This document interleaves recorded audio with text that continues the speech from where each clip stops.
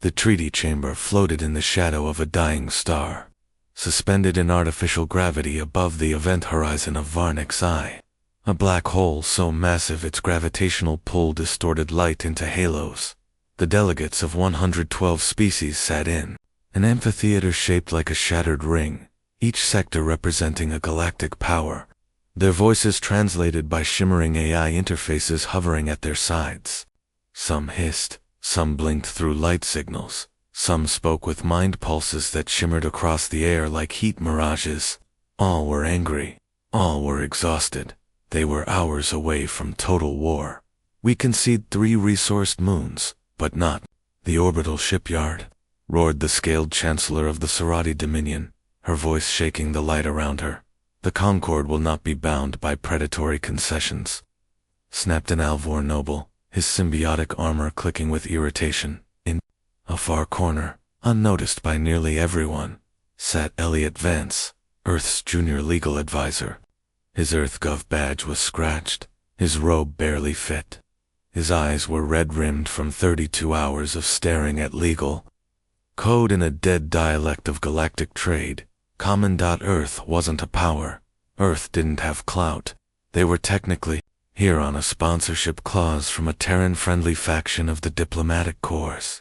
Elliot knew his job was symbolic at best token representation, so Earth could say they were part of something historic. What no one realized was that Elliot wasn't tired. He was furious. In the last week, he'd watched planets threaten each other over food routes. Colonies on fire get ignored. Billions treated like chips on a star map.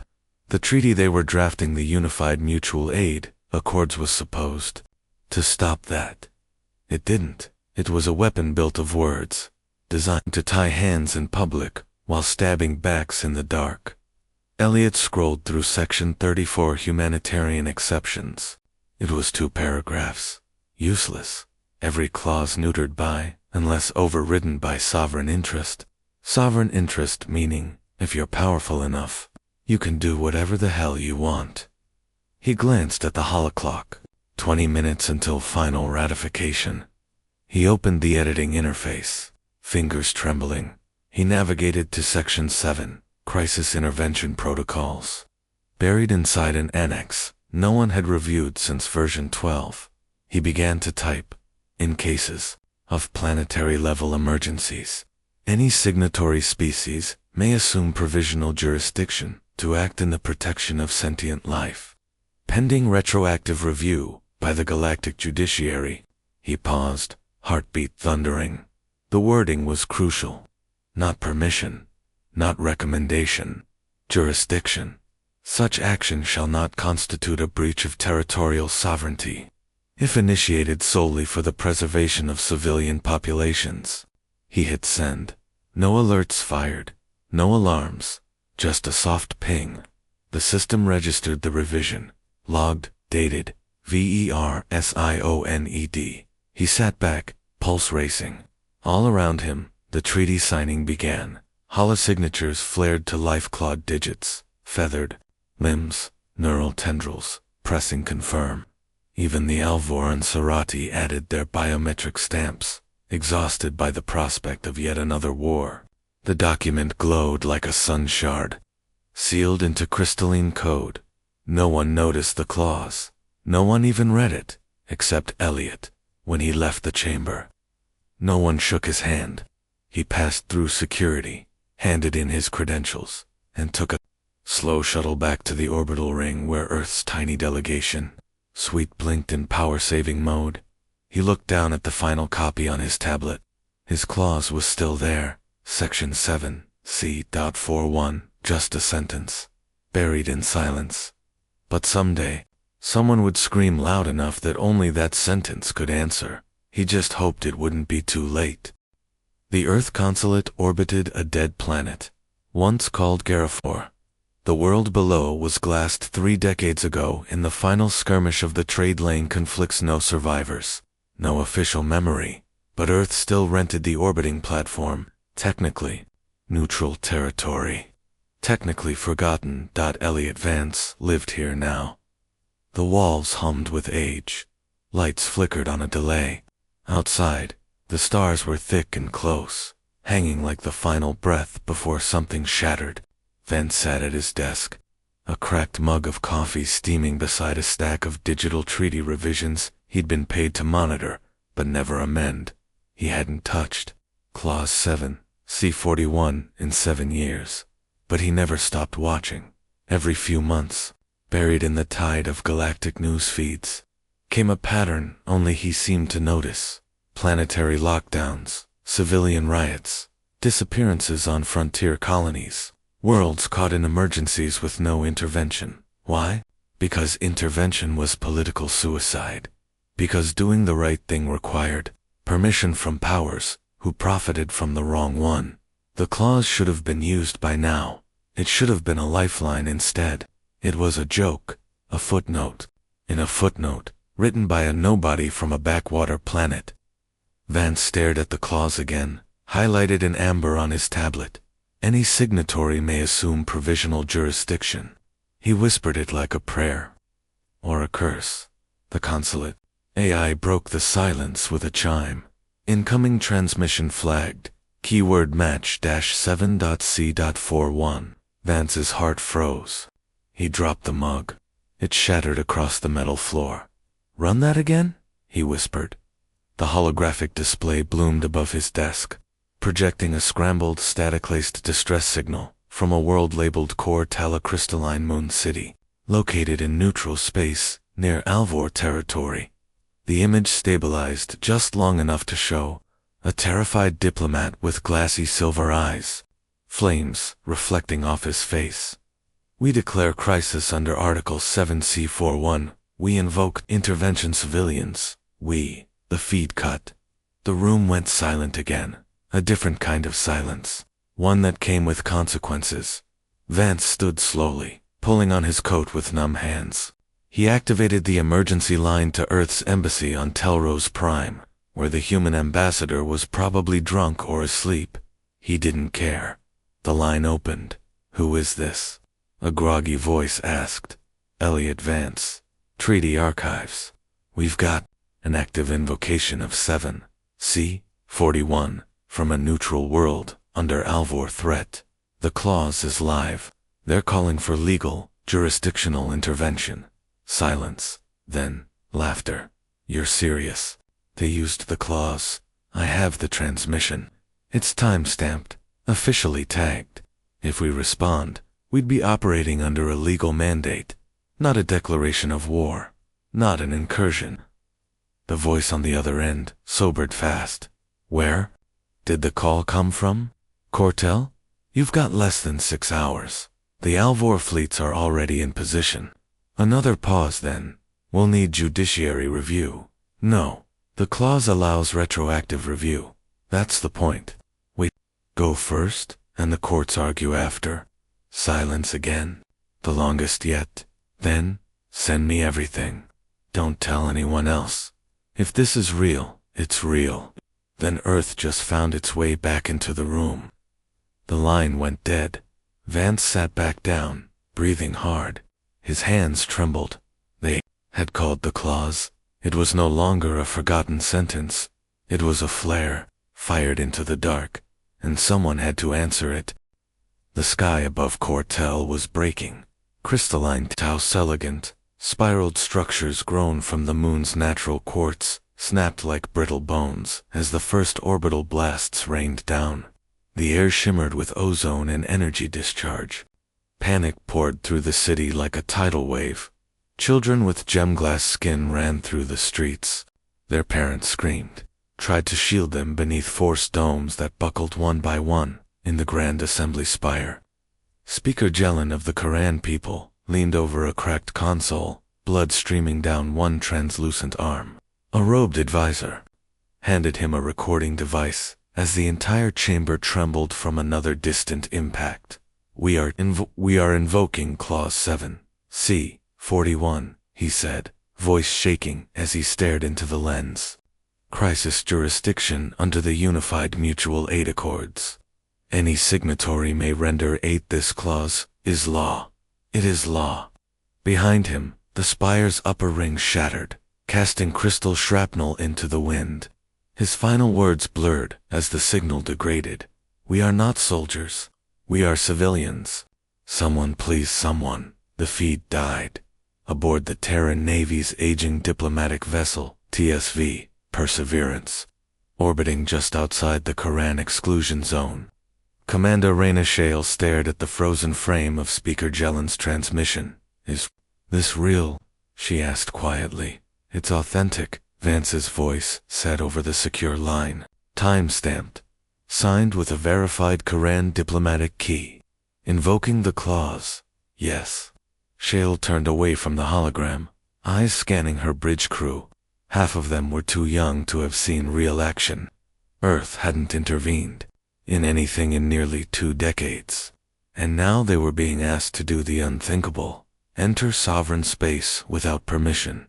On the screen, the clause blinked. 7.c.41 Provisional Jurisdiction in Crisis Status, ACTIV, Originating Party, Core, TAL Neutral Signatory World Authorization. Valid any other faction respond? She asked. Vance's voice was flat. None. Everyone's watching. No one wants to be first. Shale's jaw tightened. Of course they don't. They're waiting to see if we get vaporized for trying. She turned to her pilot. How close can you get without tripping their automated defenses? Close enough to drop 5 pods before we're a blip on their targeting arrays. We've got about 6 minutes of plausible deniability. Shale nodded. Make it count. Prep Fireteam Alpha. Civilians are priority. This isn't a war run, it's a rescue under treaty authority. The crew scrambled as Cortal's capital crumbled.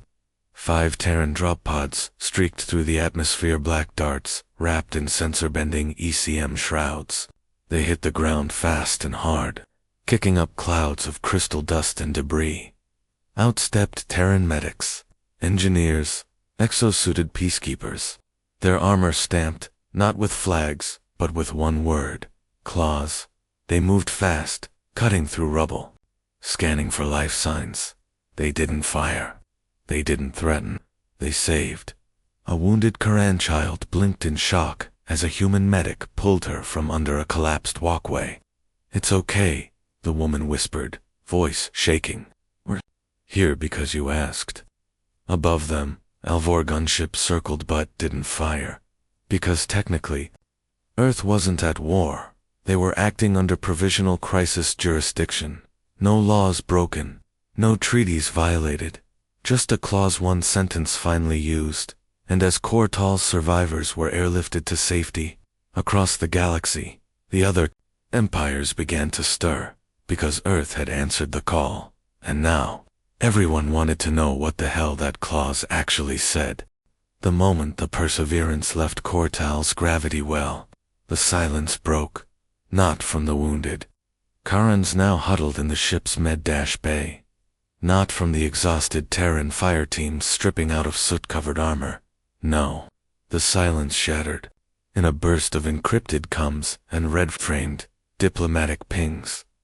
The Alvor Ascendancy had noticed, and they were not happy. A flashing crimson alert appeared on Commander Shale's console. Alvor, Combat Problock, TSV, Perseverance, Unauthorized Entry, Provocation Alert, Brace for Retaliatory Action. Her weapons officer warned. Hold fire, Shale said. Her voice was calm, but her pulse was jackhammering. They won't shoot. Not yet. They're charging their forward lances. They're watching. Testing us. Everyone on the bridge turned toward the main screen, where the Alvor cruiser Kixthalvar loomed in orbit, like a burning blade. 3 times their size. Shields up. Guns live. But it hadn't fired. Why? Because Earth had done something insane. Something legal. They'd invoked a clause no one believed. Enond now dared the galaxy to challenge it. Back on Earth. In a subterranean UN-3 conference room beneath Geneva, Elliot Vance stood in front of an emergency tribunal. Holograms of Earth's top defense, legal and diplomatic minds surrounded him in a glowing half-circle. You authorized the clause's activation, barked Ambassador Moretti. Her digital projection fizzed slightly. No, Vance replied. The Korans did, we just answered. You pushed for this clause to even exist. Now you've put Earth in the crosshairs of the Alvor. They burned a civilian world, while the galaxy watched, he shot back. And the moment someone finally invoked a legal tool designed to stop that too want to apologize. General Hanley leaned forward. They're calling it a legal ambush. The Serati are drafting a motion to suspend Earth's signatory status. Because they're scared, Vance said. Because for the first time in galactic history, intentions don't matter, actions do. You save civilians under 7C-41, and you're shielded. The law is clear. No one ever dared use it. And you did. No. He smiled grimly. The galaxy did. I just made sure it had the choice. Meanwhile, in the medbay aboard the Perseverance, Specialist Duna washed crystalline dust from a young Koran girl's glassy skin. Her vocal cords hadn't healed, yet vapor burns from the bombardment, but she held tight to Duna's arm, eyes wide. Why did you come? She finally rasped. Duna blinked. Because someone made a rule that said we could. Everyone else ran. I know. Duna glanced up at the ceiling, as if looking through bulkheads and stars back toward Earth. But someone wrote a sentence. Just one. That said you mattered. The girl frowned. A sentence. Duna nodded. A clause. Outside the ship, the Alvor cruiser sent a final transmission, heavily encrypted, but not hostile. No shots fired. No declarations. Instead one chilling phrase translated across the bridge. You've awakened the ghosts. The clause is not a shield, it's a weapon. You will regret wielding it. The transmission ended. Commander Shale turned slowly. Toward her comes Officer. Any other responses? A dozen new alerts popped in. Not hostile, not angry, not curious, from scattered colonies, from marginalized worlds, from silent stations left to fend for themselves. Each message opened with the same word, in accordance with Clause 7C-41. One by one, the ghosts were calling. Not ghosts of the dead but ghosts of the forgotten. The courtroom didn't have walls. It hovered in 0G, suspended in a crystalline dome over the gas giant Laverne Prime, where gravity was weak and truth was weaker. The Galactic Judiciary Tribunal met only when law collided with power. Today, both were bleeding. 3 judges floated in translucent grab chairs. One, a being of pure, ionized mist. One, encased in layers of writhing kelp. And the third, a machine so ancient its processors ticked audibly. Above them hovered the Galactic Charter, spinning as holographic threads of clauses shimmered like spider silk. Before them stood Elliot Vance, suit rumpled, EarthGov pin crooked. He held a single data slate, glowing with one line, Section 7, C-41, Provisional Jurisdiction in Crisis. Across the void, representatives from the Alvor Ascendancy, Serati Dominion, and Vosk Intertrade Council scowled. Earth had broken the unspoken rule, never act. Without permission from the powerful, and worse, they had followed the law to do it. The ancient machine judge spoke first, its voice like slow clockwork. State your defense. Vance stepped forward. Clause 7, C-41 was not improvised. It was not hidden. It has existed in ratified treaty law for 9 standard cycles. It requires a crisis, a call for help, and a willing responder. All conditions were met. The Alvor ambassador, skin glittering with venomous oils, hissed. Earth used an obscure subclause to justify incursion into our operational theater, into a neutral world, Vance corrected, where civilians were under orbital bombardment. You ignored a direct call for help, Earth responded. Because you knew we wouldn't, the Serati delegate growled. That clause is a loophole in ambush disguised as mercy. The kelp being waved a tendril. The law is not based on political inertia. It is based on text. If the clause stands, any world with a crisis may receive aid uninvited.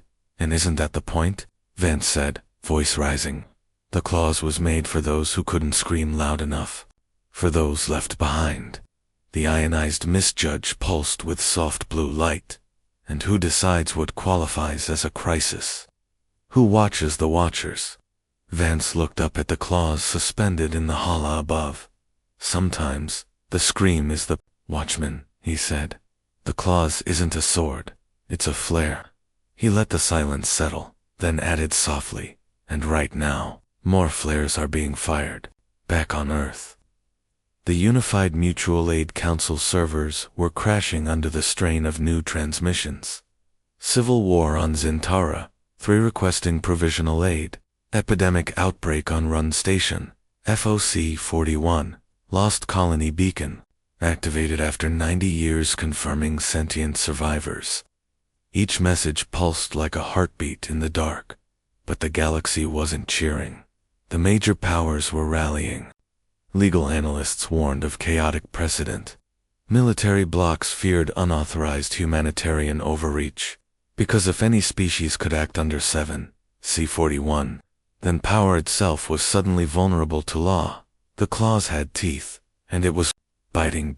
Inside the tribunal, the judges conferred. The air vibrated with tension. Finally, the ancient machine spoke again. Clause 7C41 stands. Its activation was lawful. Its future use shall be monitored. Closely, Vance exhaled, but only slightly, because the hardest part wasn't making the claws real, it was surviving what came next. As Vance left the courtroom, an anonymous message pinged his personal slate. It had no subject, no signature, just 5 words, 1 clause, many enemies. Now, he looked up at the stars beyond the dome. 1 clause, 1 lifeline, 1 war, waiting to begin. The first flare was an encoded beacon on the edge of the Tevron Rift, fired from a mining colony, presumed dead. The second came from a pirate-hijacked medical frigate, its civilian crew invoking 7C41 mid-hijack, the claws embedded into a blood medical log. By the third, Earth's inbox was an inferno. Dozens, then hundreds of desperate calls began pouring in, not just from planets under attack, but from systems in collapse. Ecological failures, dictator coups, bioplague quarantines, long abandoned. Each one ended the same way. We invoke Clause 7.C.41. We request aid, we claim the law, and Earth answered. The TSV Seraphine burned across the atmosphere of Omrise 5, a once prosperous trade moon, now turned into a cartel-run meat grinder. Commander Shale stood in the rear ramp bay, armored and grim. Perimeters are hot.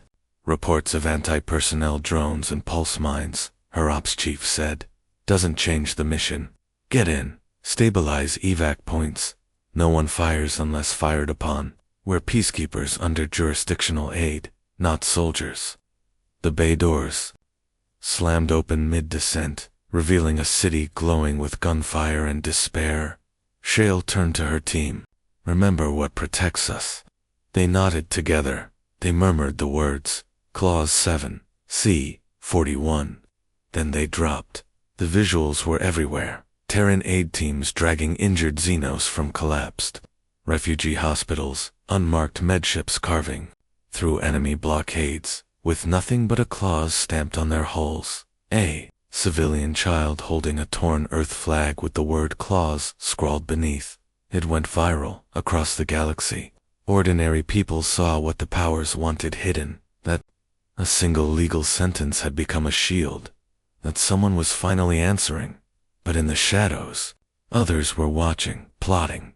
In a hidden chamber, deep within the Vosk Intertrade Spire, a half-circle of private sector overlords met in cold silence. One tapped his clawed finger on a floating screen, showing Earth's growing list of 7C41 operations. This is getting out of hand, he hissed. They're setting precedent. Every activation legitimizes intervention. A hooded figure across the table leaned forward. It's not the closets, the response. Earth isn't just answering the calls. They're becoming the symbol. If they keep this up, others will follow. That's worse than any army. So what's your proposal? We stop the calls. How? We create one. A false one. One so messy, so morally gray, it breaks the claw's image, bleeds it dry, and earth. The hooded figure smiled coldly. They'll answer. Of course they will. It's who they are now. Back on Earth, in the Strategic Clause Response Command, a red alert blared. Signal origin, Drosk V status, crisis. Event confirms petition to invoke Clause 7, C, 41, VALIDAT, air requesting. Immediate aid. Civilian uprising against military bioregiments leaned in, frowning. Something's off, he said. No known instability there. No uprisings in 10 cycles. Commander Shale appeared via holocanth. But it meets every legal requirement. We wait too long. It'll be another quartal. Vance nodded reluctantly. Then send them. But prep. Contingency fallback. Have legal scrub every detail. As the Claw's response team scrambled to deploy, Vance stood at the window of the operations center, watching another Earth rescue ship rise through the clouds like a silver blade. He felt it in his chest, the shift. They had lit a beacon. Now they were daring the dark to come for them, and somewhere in that dark, a trap was waiting. The skies over Drosk V were calm to calm. Commander Reyna Shale stood in the open ramp of the TSV Guardian, scanning the terrain through augmented HUD overlays. From orbit, the city had appeared in crisis. Smoke plumes, signal jamming, mass movement signatures. On the surface, everything was wrong. No gunfire, no screaming, no civilians, just stillness and silence. Something's off, muttered her field ops sergeant. But the clause had been invoked. Legally, clearly. The protocol left them no choice. We deploy, Shale ordered. Scan for heat signatures. Move quiet. No weapon displays unless engaged. We're peacekeepers. Her boots hit the ground. The trap was already sprung, back in Earth's Claw's command center. Elliot Vance was pacing hard across the hologrid. Red-lit holograms danced around him. Transcripts, flagged inconsistencies. Satellite pings. Where are the origin logs for the Drosk request? He demanded. They came through the planetary data relay. Encryption checks out. Biosignature authentic. Authentic how? Well, the analyst hesitated. It matched the ID of a known rebel physician who's been missing for 5 years. Vance froze. They spoofed a dead man, he whispered. Then the power flickered. One by one, alerts across the Clawsnet began blinking red. Integrity breach, global falsification, attempt detected source, unknown target, Clause 7, C, 41. Validation, Ifare Metabu RK. Vance's blood ran cold. Someone wasn't just faking Claw's requests now. They were trying to corrupt the Claws itself. On Drosk, V. Shale and her team entered a blasted metro station, guided by a heat signature cluster underground. Life signs, 10 meters. Multiple, possible wounded, her scout said. The moment they breached the stairwell, floodlights snapped on. Then the explosions started. A wave of concussive mines tore through the corridor. A jamming signal hit. There comes like a fist. Shale's visor flickered, then went dark. Screams, smoke, and the sound of cameras clicking. Hidden drones zipped from alcoves, recording every second. Her squad pinned, bleeding, disoriented looked, less like peacekeepers, and more like invaders, caught red-handed. That was the point. On the Serati Dominion's Newsnet, a breaking alert went galaxy-wide within minutes. Earth's military raid on sovereign world under false pretenses. Clause 7, C, 41 used to justify assault deaths, reported civilian. Loss unconfirmed. They even had a soundbite, a twisted audio log, faked, of a Terran soldier yelling, "They'll never know we forged the clause." Within hours, 3 major powers suspended mutual aid recognition. A 4th declared Earth in breach of trust. The trap hadn't just caught a squad, it caught the entire claws. Vance stared at the feeds, jaw clenched. They baited us with the perfect target, he muttered. All the signals, all the legal boxes, checked. And we walked straight into it, his aide whispered. No, he said, eyes narrowing. We didn't walk in, we were dragged. He turned to the room. Shut down all new clause responses. For now, verify every single request from the last 72 hours. If we lose trust in the clause, if the people do, it's over. But sir, the real crises won't stop. Vance looked at the galaxy map pulsing with active distress flares. No, they won't. He swallowed. But we either clean the clause, or we bury it with our dead. On Drosk V, Shale's remaining squad evacuated under heavy fire. She left 2 behind, wounded, presumed captured. But more than the blood on her armor, it was the look in her eyes that told the truth. She knew they'd been used. She stared into the medbay mirror as her hands trembled. The galaxy had waited for Earth to fail. Now it had the image it needed. One fake crisis. One real disaster. The claws, once a lifeline, was now a loaded gun. The Galactic Assembly Hall hadn't been this full in centuries. Thousands of delegates, billions watching, every species represented. From the methane-breathing Torluxian senators to crystalline hive proxies whispering across frequency bands no human ear could hear. In the center, Earth's delegation, alone, surrounded. The claws had been suspended temporarily, but the vote today would decide if that temporary became forever. Vance stood at the podium. A single line hovered in holographic gold above. His head, Clause 7, C-41, Provisional Jurisdiction in Crisis. Across the floor, the Alvor Ascendancy representative hissed into his mic. Earth has twisted this clause into an excuse for planetary interference. One false flag operation, and they marched in with troops. Peacekeepers, they claimed, and yet casualties, blood, images of Terran armor, amidst flame. Loud murmurs filled the chamber. The Sarati delegate followed. You lit fires under the guise of aid. This clause enables chaos. Who are you to decide what constitutes a crisis? Who watches your hands? Now it was Vance's turn. But he didn't approach the mic. Instead, he held up a small, flickering display. A series of images. Quiet. Unedited. An Earth medic, cradling a child with insectoid wings. Whispering comfort, in a language he didn't speak. A Vakari village. Rebuilt by joint human Vakari engineers, after their leaders abandoned them.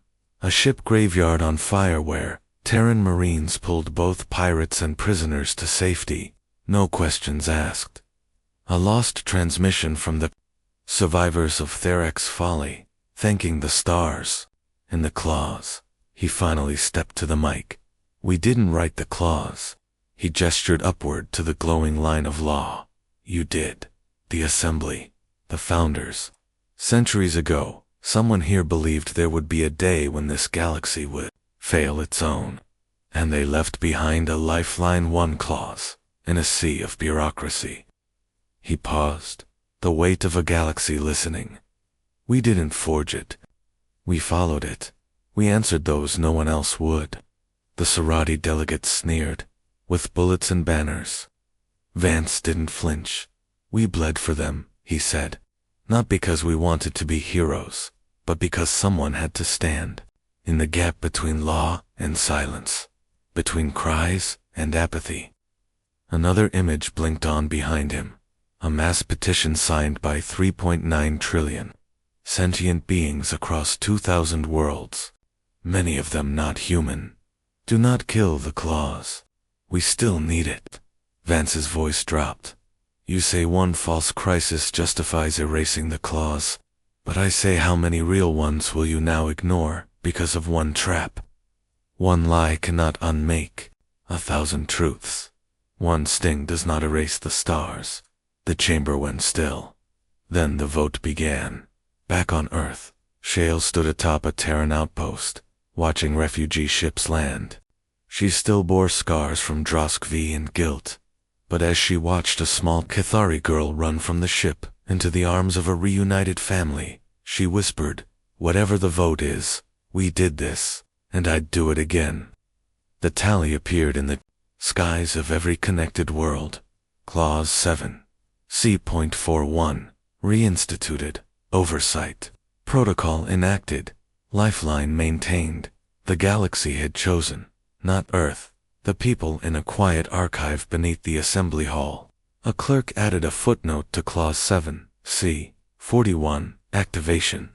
Precedent. Set during the Terran interventions. Confirmed viable. Trusted once more. Above that dusty archive, the stars spun silently, each one harboring voices no one had heard yet.